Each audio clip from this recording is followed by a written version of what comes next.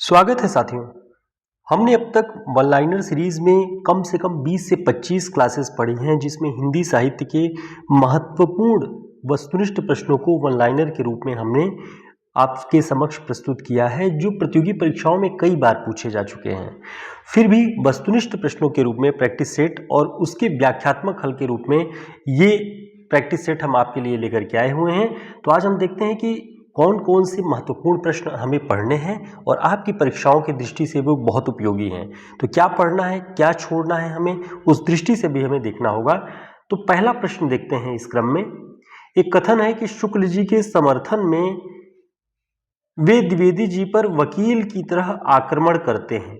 शुक्ल जी के समर्थन में वे द्विवेदी जी पर वकील की तरह आक्रमण करते हैं। बच्चन सिंह ने यह कथन किस आलोचक के विषय में कहा है? तो ऑप्शन में है नामवर सिंह, रामविलास शर्मा, नगेंद्र, विश्वनाथ प्रसाद मिश्र। तो इसका सही उत्तर क्या होगा? इसका जो सही उत्तर है वह है रामविलास शर्मा।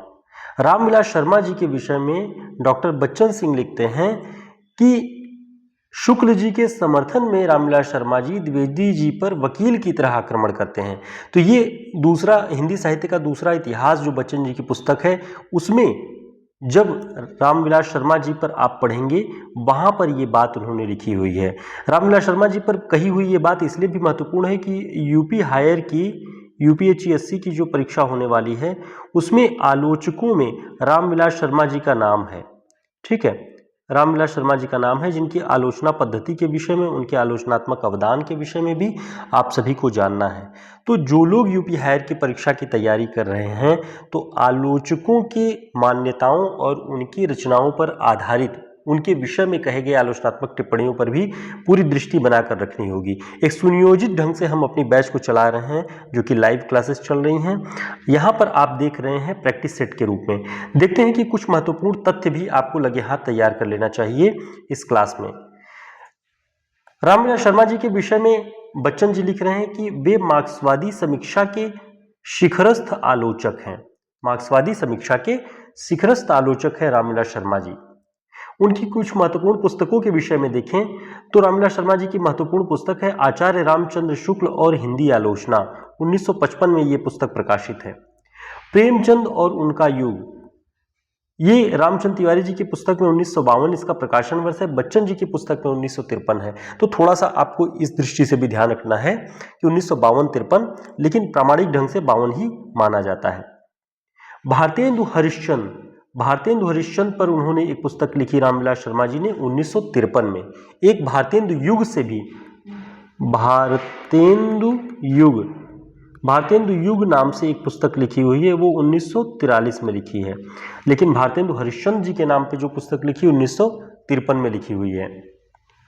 अगला पॉइंट है भारत में अंग्रेजी राज्य और मार्क्सवाद। भारत में अंग्रेजी राज्य और मार्क्सवाद, ये पुस्तक उन्होंने 1982 में लिखी है और इसके विषय में आपको ध्यान रखना है कि ये 2 खंडों में लिखी गई पुस्तक है। बहुत प्रतिष्ठित और चर्चित पुस्तक है भारत में अंग्रेजी राज्य और मार्क्सवाद। इस पर एक पुरस्कार भी प्राप्त हुआ है। कमेंट करके बताएं जिन्हें जानकारी हो कि भारत में अंग्रेजी राज्य और मार्क्सवाद पुस्तक पर रामविलास शर्मा जी को कौन सा पुरस्कार मिला हुआ है।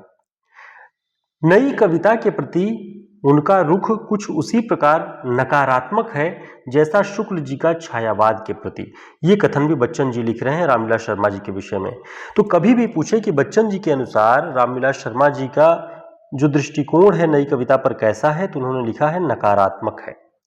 तो जो लोग हिंदी साहित्य का दूसरा इतिहास नहीं पढ़ पाए हैं किसी कारणों से, या रामविलास शर्मा जी के विषय में बच्चन जी के विचार नहीं पढ़ पाए हैं, आगामी प्रतियोगी परीक्षाओं की दृष्टि से बहुत आवश्यक है कि आप नए तथ्यों को भी तलाशें और देखें कि पाठ्यक्रम में जो आलोचक लगे हैं, जो रचनाकार लगे हैं, उनके विषय में इन प्रतिष्ठित पुस्तकों में क्या लिखा हुआ है। एक और देखते हैं कथन कि हिंदी साहित्य को नवजागरण तथा हिंदी जाति की अस्मिता से किसने जोड़ा है। यानी कह रहे हैं कि रामविलास शर्मा जी ने क्या किया है, हिंदी साहित्य को नवजागरण और हिंदी जाति की अस्मिता से जोड़ा हुआ है। तो रामविलास शर्मा जी के विषय में बच्चन जी का यह कथन भी आपको ध्यान रखना है। साथियों, ऐसे महत्वपूर्ण तथ्यों को हम लगातार अपनी क्लासेस में पढ़ रहे हैं। व्हाट्सएप और टेलीग्राम ग्रुप का लिंक भी आपको डिस्क्रिप्शन बॉक्स में मिल जाएगा। ज्वाइन कर लेंगे तो हम लगातार अपने ग्रुप के माध्यम से भी महत्वपूर्ण तथ्यों को साझा करते रहते हैं और वहाँ पे महत्वपूर्ण जानकारियाँ भी आपको क्लासेस के विषय में मिलती रहेंगी। अगला प्रश्न है, नई कविता और अस्तित्ववाद पुस्तक का प्रकाशन वर्ष क्या है? ऑप्शन में है 1968, 1965, 1978, 1982। तो नई कविता और अस्तित्ववाद जो पुस्तक है उसका सही प्रकाशन वर्ष है 1978। ध्यान रखेंगे, बहुत महत्वपूर्ण पुस्तक है ये।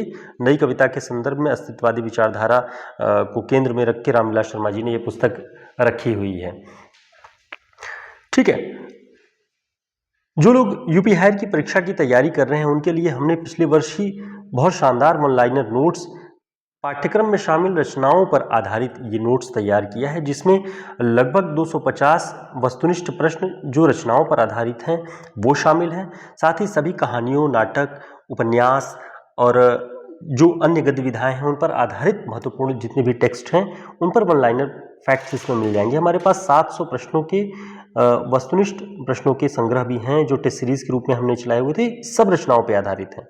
और EMRS, UP, GDC, GIC, LT के लिए रिटन परीक्षा की जो लोग तैयारी कर रहे हैं तो लिखित जो प्रश्न हैं उनके नमूने कैसे हो सकते हैं, उत्तर हम कैसे लिखें, एक मॉडल के रूप में ये पूरा 200 पृष्ठ का हमारा नोट्स है, रिटन नोट्स। आप इसको भी हमारे व्हाट्सएप नंबर पर संपर्क करके ऑर्डर कर सकते हैं। हमारा नंबर ऊपर लिखा हुआ है, आप इससे संपर्क कर सकते हैं।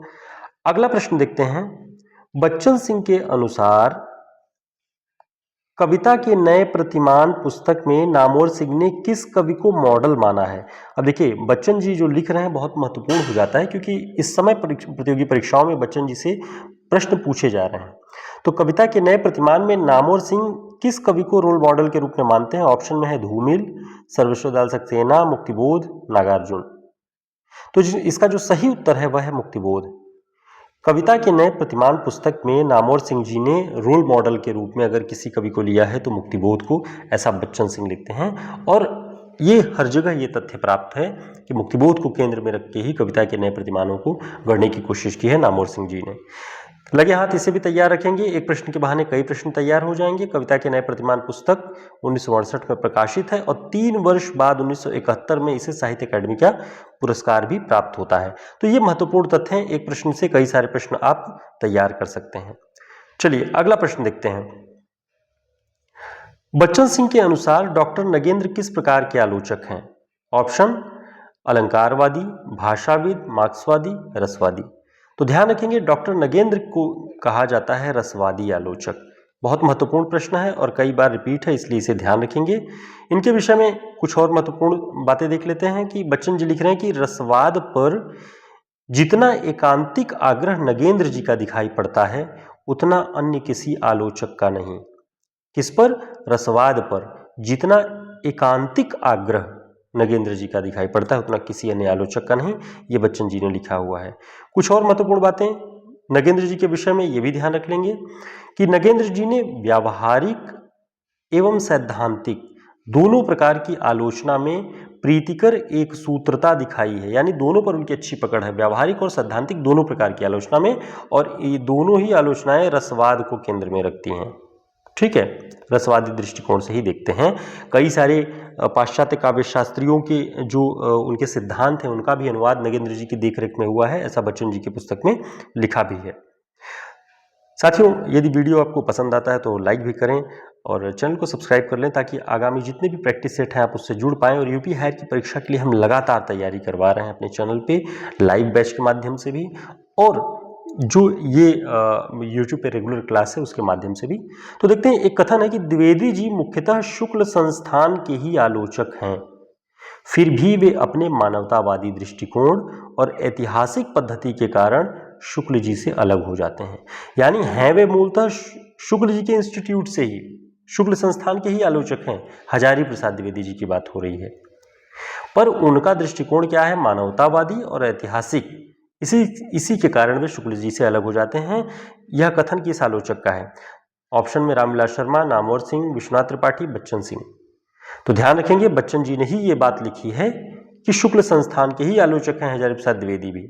तो ऐसे महत्वपूर्ण पूरे के पूरे तथ्य आपको बच्चन जी की पुस्तक में मिलेंगे। यदि आप किसी कारणवश नहीं पढ़ पा रहे हैं तो हमारा प्रयास है कि सुनियोजित ढंग से और स्पष्ट तरीके से हम अपनी जो हमारी बैच चल रही है उसमें हम लगातार क्लासेस चला रहे हैं ताकि जो 55 दिन बचे हुए हैं परीक्षाओं के, उसमें आप अब तक अपना मूल्यांकन करेंगे।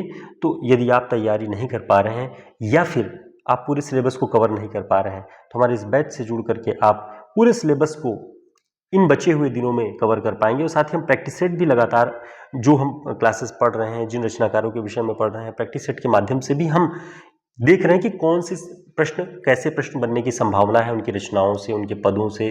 तो वो सब कुछ हमारे इस क्लास में ऑनलाइन बैच जो चल रही है इसमें 1 फरवरी से चल रही है। यदि आप अब जुड़ते हैं तो जो 15-20 क्लासेस हुई हैं उनके रिकॉर्डेड क्लास भी आपको मिल जाएंगी, वो लिंक आपको प्रोवाइड कराई जाएगी, जिससे आप आसानी से पिछली क्लासेस को देख सकते हैं और आगामी क्लासेस से जुड़ सकते हैं। व्हाट्सएप ग्रुप में हम जुड़ेंगे तो हमारे व्हाट्सएप नंबर पर संपर्क करके आप इस बैच को ज्वाइन कर सकते हैं। जो लोग सीरियसली तैयारी कर रहे हैं और चाहते हैं कि पाठ्यक्रम को हम पूरी तरह से कर पाएं, उनके लिए ये बैच बहुत उपयोगी है, बहुत महत्वपूर्ण है।